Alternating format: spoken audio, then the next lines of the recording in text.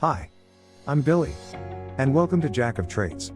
This video introduces our short series in full-stack web app development using ReactJS to handle our front-end, ExpressJS to handle our back-end API service, and MySQL for our database.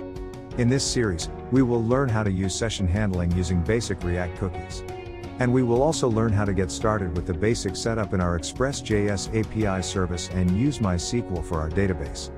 We will also learn the basics of React hooks and implement them in a real-world situation. We are also going to install a couple of Node libraries and ReactJS packages to achieve basic full-stack web app development using these technologies.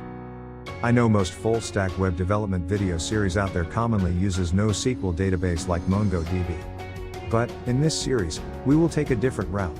Before we jump into the next video, I would require you to download Node.js and Apache Web Server to run on your local computer. Ideally, you will need a web server solution like XAMPP or WAMP to access your MySQL via phpMyAdmin.